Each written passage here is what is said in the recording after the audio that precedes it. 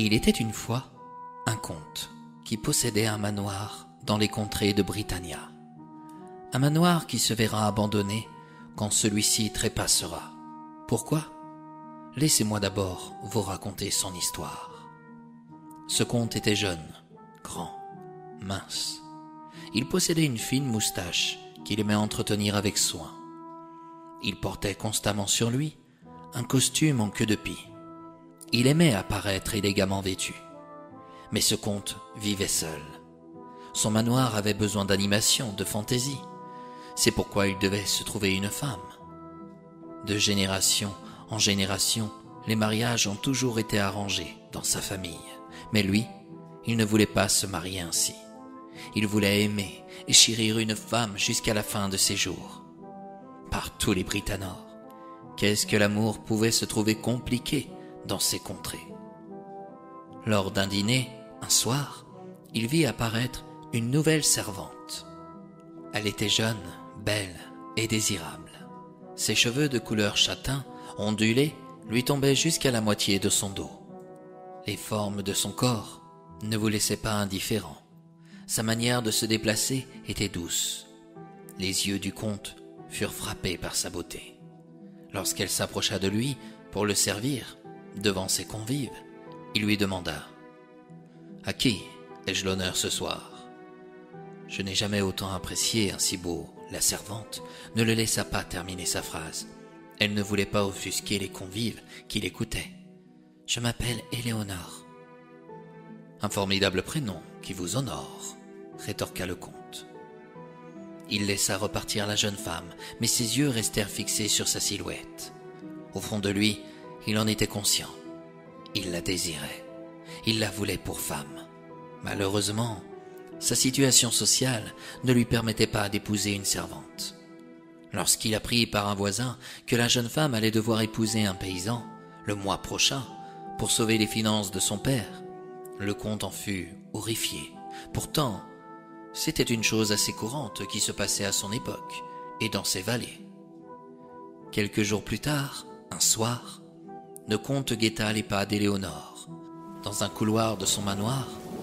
Alors que l'orage tonnait dehors, il vint derrière elle et la surprit.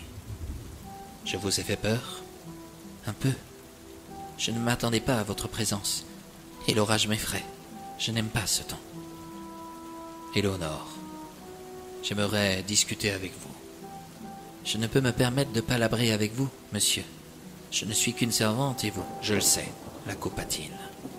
Je suis le comte de ce manoir. Pardonnez ma maladresse, mais si je suis là, c'est parce que vous troublez mon corps comme mon âme. Monsieur le comte, je ne peux vous permettre d'aller plus loin. Assez, ordonna-t-il. Laissez-moi terminer. Je vous aime, Éléonore. Comprenez-vous ça ? J'aimerais, mais je sais que vous êtes promise à un paysan. Pour sauver les finances de votre père. Êtes-vous heureuse de cette situation ? Je permets à mon père de ne pas être pauvre. Les récoltes n'ont pas été assez bonnes cette année. Vous ne répondez pas à ma question. Que voulez-vous savoir ? Je vous aime, Éléonore, et j'aimerais savoir si les sentiments que je ressens à votre égard, vous les ressentez aussi pour moi. Au vu de ma position, je ne peux répondre. Et si je vous l'ordonne, coupa-t-il à nouveau. La jeune femme, surprise, baissa les yeux. Elle préféra rester muette devant une telle remarque. Mais le comte insista pour connaître sa réponse. Elle lui avoua enfin qu'elle l'aimait secrètement, qu'elle le trouvait à son goût, qu'elle pensait à lui nuit et jour. Le comte la remercia d'avoir été sincère, puis il la laissa retrouver ses tâches. Des jours passèrent. Le comte savait bien qu'il ne pouvait épouser l'une de ses servantes. Mais la jeune femme espérait, après cette discussion, un soir d'orage, dans un des couloirs du manoir. Quelques mois plus tard, le comte l'invita à se promener sur l'un des sentiers près du manoir. Il lui demanda à nouveau « M'aimes-tu toujours autant ? Vous le savez bien, mais moi, je ne le sais plus vous concernant. Depuis le premier jour où je vous ai aperçu, j'ai tout de suite compris le sens du verbe « aimer ». La jeune femme ne put s'empêcher d'émettre un sourire. Le comte ajouta « M'aimes-tu plus que ton père, ta mère, tes frères ? Et ta sœur? Bien plus que mes proches, répliqua-t-elle en se voilant le visage. Plus que ton village? Plus que tes amis? Plus que mon village et plus que mes amis. Plus que ta liberté? Plus que ma liberté, répéta-t-elle avec sérieux. Serais-tu prête à ne jamais te séparer de moi et à te faire passer pour morte auprès de tous ceux qui t'ont connue?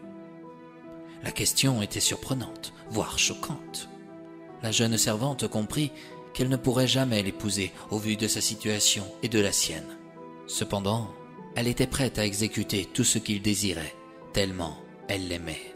« Je veux tout ce que vous voudrez, tant que vous me permettez de toujours vous aimer. » C'est alors que le comte lui proposa une vie qui n'avait rien à voir avec celle qu'elle avait. Une vie qui aurait fait reculer beaucoup de jeunes femmes moins ardemment éprises. Moi-même, la première fois que j'ai écouté cette histoire, j'en ai ressenti des frissons. Sous le manoir, il y avait une grotte souterraine qui ressemblait à une prison. Le comte l'invita à se rendre dans celle-ci le soir même, pour y demeurer toujours. Bien sûr, vu qu'il l'aimait, il avait fait en sorte de lui préparer une pièce convenable où elle pouvait s'instruire. Mais à quoi bon? Désormais, elle ne verrait plus jamais d'arbres, de montagnes, de poissons, de fleurs ou de sentiers. Elle n'entendra plus l'ambiance des marchés dans les villages, ni les oiseaux qui chantent lorsque le printemps revient. Le lendemain, sur un sentier au bord d'une rivière, près du manoir, on retrouva un des sabots de la jeune servante et son tablier blanc.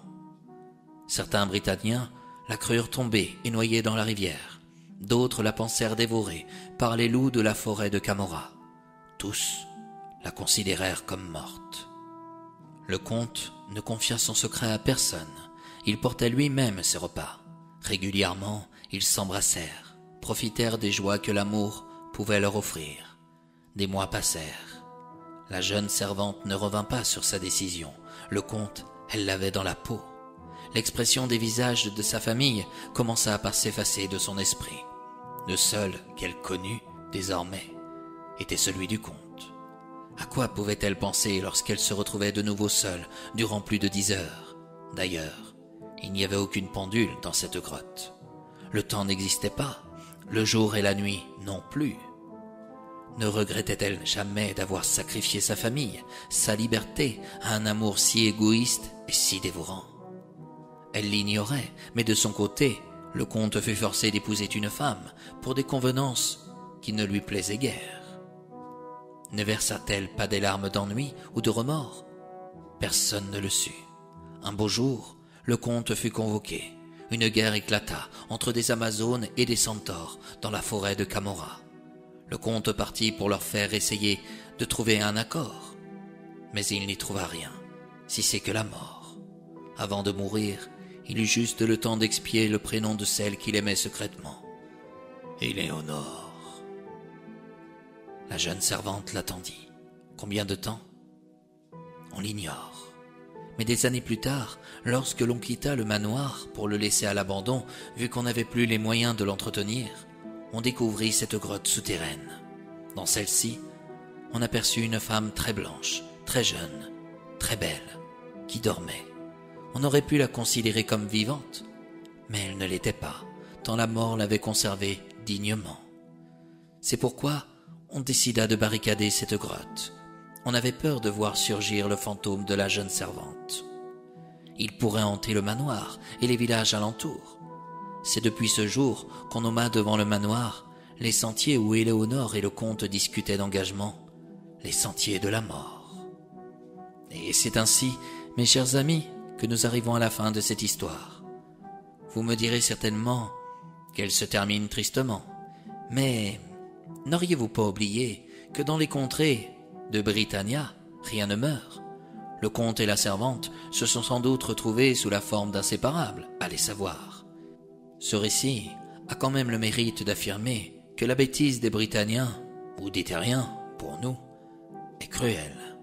Pourquoi s'empêcher d'aimer parce que l'un est riche et l'autre pauvre? L'un est beau, l'autre laid. L'un est grand, l'autre petit. L'un est gros, l'autre maigre. L'un est jeune, l'autre vieux. On ne peut pas aimer quelqu'un avec égoïsme. On ne peut pas l'obliger d'être ce qu'il ne peut pas être. Quand on aime, cela doit être plus que de raison. Le sacrifice ne peut pas exister, car quand on se donne à l'autre pour la vie, l'amour poursuit sa route encore, au-delà de la mort, avec notre esprit.